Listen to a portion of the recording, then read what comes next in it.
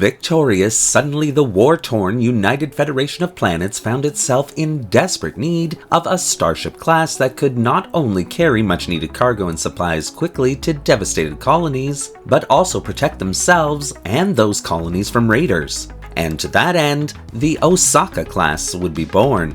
But what do we know about this cobbled-together powerhouse? Well, today we'll find out.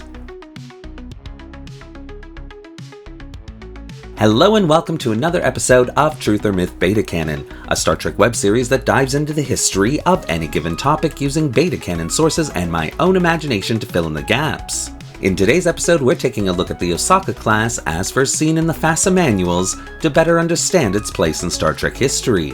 Please note, this design, though done in the Strange New World style of starship design, is actually based on a very old design from the FASA Manuals. I thought I'd not only bring this design back to life, but also that it seemed fitting to kitbash it into this new era of Star Trek.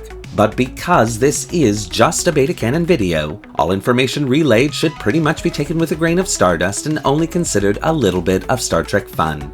And so with all that out of the way, let's begin. The Federation had won the war against the Klingon Empire. Starfleet Command would never release the full details of their victory against the Klingons, but the Federation's public didn't really care. As far as they were concerned, Starfleet Command had somehow pulled out a win from the Klingons' jaws of defeat, and this suited them just fine.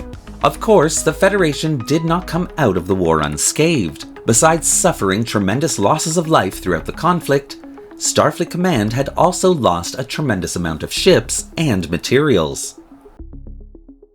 Colonies throughout the Federation had been devastated by the conflict, and although the signed peace agreement gave back all territories gained by the Klingon Empire from the Federation, the truth was that these areas had been completely ravaged. Almost immediately, the Federation Council sprung into action, enacting plans for emergency relief for those sectors.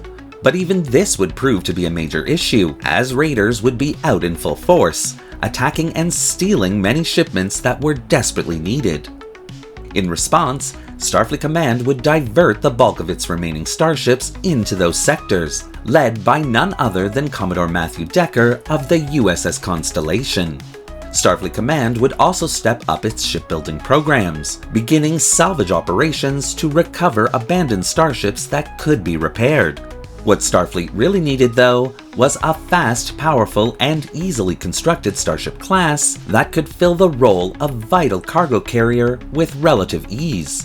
Meanwhile, Utopia Planitia was faced with an interesting dilemma. 12 Farragut-class saucer sections construction was almost complete, but Starfleet Command had put a pause on construction of any science-specific starship classes until further notice. The saucer sections themselves could be reworked to be used as Sombra-class vessels, essentially a smaller version of the Constitution class, but these modifications, along with the construction of the secondary hulls, would almost take as long as to construct a brand new Sombra-class vessel. And when Fleet Admiral Robert April approached the starship design teams at Utopia Planitia with Starfleet's new Starship Class order, someone at the facility came up with the brilliant idea of utilizing those saucer sections of the Farragut class, adding an easily constructed aft section to the design, and with a few more modifications, the Osaka Class would be born. Sitting at a length of 227 meters, the Osaka Class was designed to be operated by 92 officers and crew members. Nicknamed the Speed Runner, the Osaka Class would contain slightly larger warp coils, which in theory could produce a tighter, more focused warp field, giving this class a slight edge in velocity.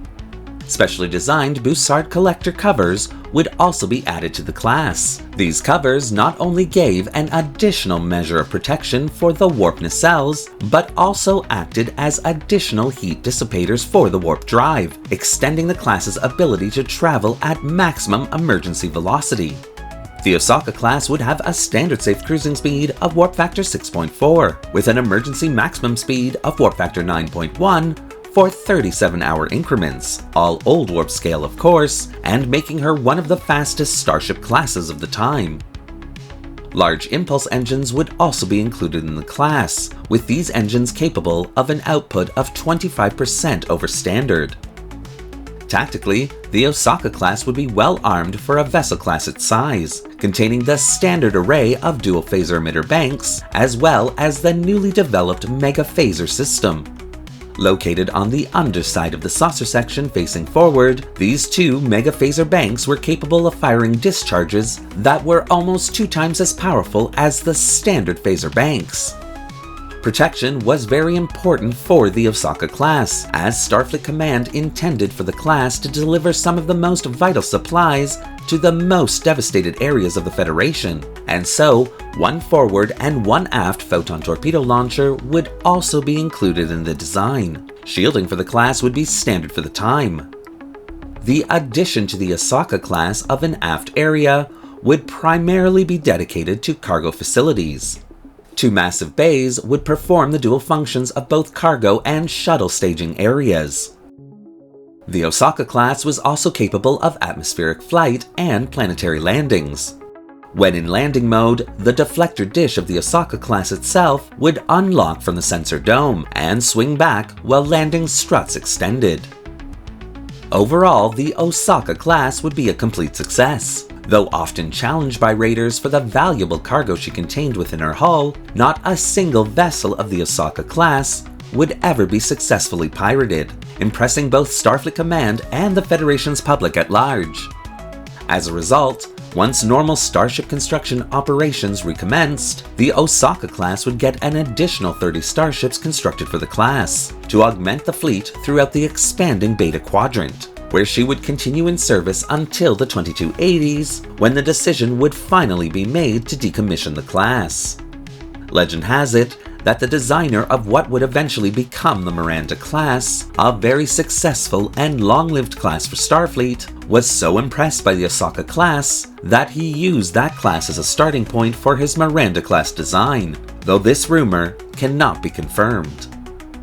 Created as an emergency response to the Raider crisis, the Osaka class would prove itself to be so much more for the Federation, earning this class its heroic status in Starfleet and Federation history.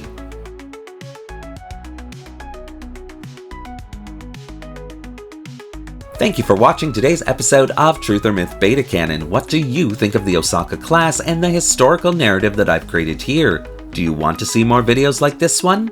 Well, leave your comments in the section below, and don't forget to like the video and subscribe to the channel, hitting that little bell icon so you won't miss a single video we release.